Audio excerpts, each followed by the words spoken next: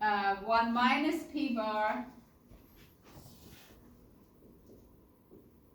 1 over N1 plus 1 over N2.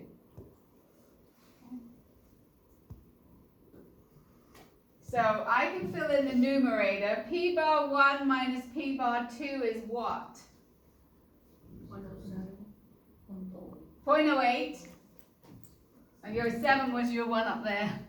0.08 minus, what's my hypothesized difference? 0.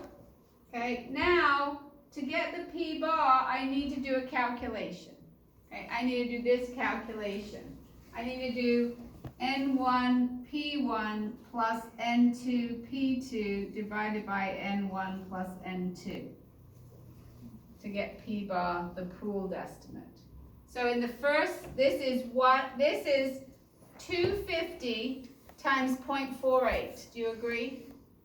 That's that 120. And this is 150 times 0.4. Do you agree? And so that is 60. Divided by N1 plus N2, which is 400. So this is 180 out of 400, 0.45. Right? So we said if I'd have done the average of 0.4 and 0.48, I'd have got 0.44. But it's weighted more heavily over here. That's why my answer is 0.45. It's a weighted average. So it's kind of like if you get 4 A's and 1 B, do you have a 3.5 GPA? No. You're weighted more heavily toward the A's, right? Towards a 4.0. So same here, we're going to weight it. So now my P bar here is 0.45. 1 minus 0.45 is 0.55. And then this is 1 over 250 plus 1 over 150. It's really just a matter of plugging the numbers into the formula to make sure that you have the right numbers. Okay, so that will give me a z-score of 1.56. What's a z-score? Tell me again. Yes, how many standard deviations away that is? So this is 1.56 standard deviations above this, right? 1.56 standard deviations above that. So in step 6, we have two methods. I'm going to start with the critical value method. To get the critical value, what do I need to know? Right tail, left tail. I need to know there's a right tail, and what else? Alpha. An alpha. Okay, so I'm going to put all of my alpha into the right tail, and I need to figure out what this z-score is. What is it? Whatever 95 is. 1.645.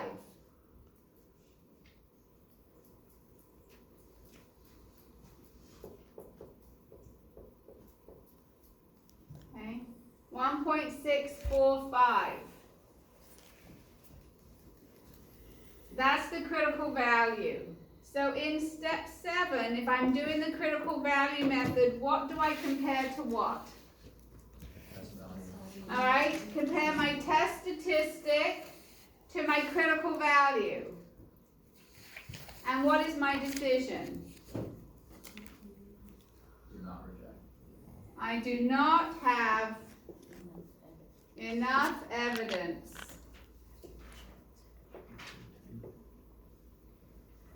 to reject the null hypotheses. P1 minus P2 is less than or equal to 0. Okay, so I can't prove at a 95% confidence level that this campaign worked. And this time I put all 5% in one tail. I couldn't do it at the confidence interval when I split my alphas.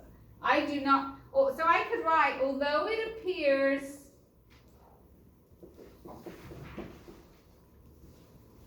although the ad campaign appears to have increased awareness, right, you can Right. I do not have enough evidence to reject the null at 95% confidence level. Okay. It looks like it's gone up, but at the 95% confidence level, I cannot say that it has. Okay.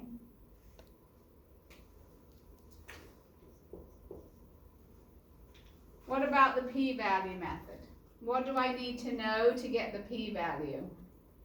Your tails, alpha. Right tail and z-score? What's that? Is it right tail and z-score? I need to know right tail, yeah, and the what z-score? The test statistic, right? So in this case, it's a z. So the test statistic. So the test statistic is 1.56, and it's a right tail. What is that area? Look in your booklet for 1.56 and tell me what this area is here. Did you have a question, Joe?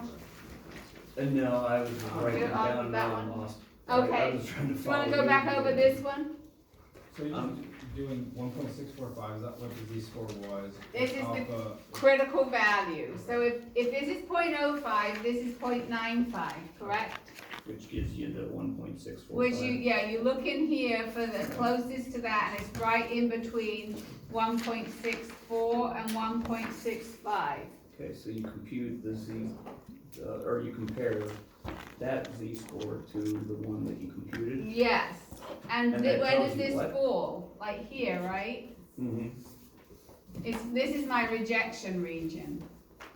It's not in the rejection region. It looks like it's higher than, but it's not in the rejection region. Right? It needs to be 1.645 or higher So you in do that. order for me to reject the null. I do not reject the null because it's down here. Does that make sense? Okay, so then with the p-value method, I need to know that it's a right tail, and I need to know the test statistic is 1.56. And I go, hey, Jake, hey, groupies. This is what, I live in a fantasy world. 1.56, you look it up, it gives you this area. What is that area?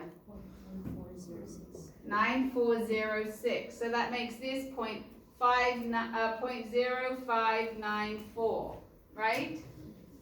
So there is a 5.94% probability that this happened by chance. So if my alpha, so then I compare it to alpha. Do you agree? In this step 7, when I do the p-value, I compare my p-value to alpha, and the rule is if your p-value is less than or equal to alpha, you reject your null hypothesis. My p-value is not less than or equal to alpha, is it? But what if I was like going to go do a presentation, what if I put that? Now I could reject the null, wouldn't I? If that had been 06.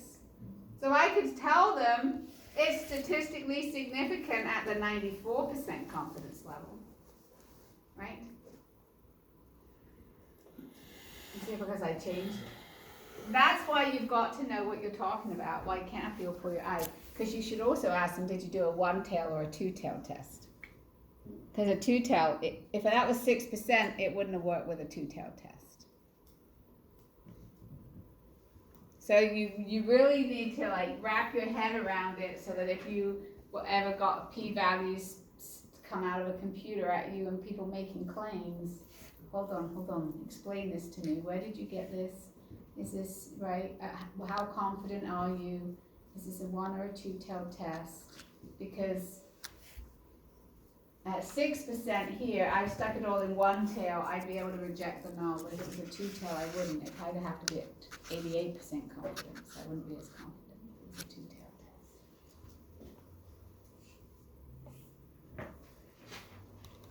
test. Okay, so we cannot, although it appears to have increased, the ad campaign appears to have increased awareness, we don't have enough evidence to reject the null at the 95% confidence level. So guess what? It's your turn. 29 and 32. And then we're done with this chapter. This means your homework is due next class. Okay? Your homework's due next class. Here is number 29. Okay, here's the hypotheses test. Is it one or two tails? Alright, I want you to do all 7 steps and then I'll show you the question. But I will tell you, because I'm going to tell you for later, but alpha is 0.05. Okay, so do all 7 steps with alpha is 0.05.